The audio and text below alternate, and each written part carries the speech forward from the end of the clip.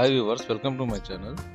అయితే దాశరథి కృష్ణమాచార్య గారి జయంతి ఈరోజు జూలై 22. కాబట్టి ఆయన ఒకసారి గుర్తు చేసుకుందాం మనము. నిజాం నిరంకుశ పాలనకు విరోచితంగా ఎదుర్కొన్న కవికేసరి, నిజాం రాజ్యం ధ్వంసమై ప్రజాస్వామ్యం రావాలని కలలుగన్నాడు. నిజామాబాద్ జైలులో బొగ్గుతో జైలు గోడలపై ఓ నిజాము పిశాచమా, కానరాడు నీకు ఈ గోలిన రాజు, మాకెన్నడు తీగలను తెంపి అగ్నిలో దింపినావు, నా తెలంగాణ కోటి రతనాల వీణ అని ఆయన జైలు గోడల మీద రాసి నిర్భయంగా గానం చేశాడు. అయితే జైలు సిబ్బంది ఆ గోడలను ఎన్నిసార్లు తుడిపినా కడిగినా మళ్ళా ధైర్యంగా గోడల మీద ఇదే కవిత్వము రాసేవాడు నిజాం రాజుల గురించి. ఈ వీడియో నచ్చితే లైక్ చేయండి, షేర్ చేయండి. ఇలాంటి మరిన్ని మంచి వీడియోస్ కోసం నా ఛానల్ సబ్స్క్రైబ్ చేయండి.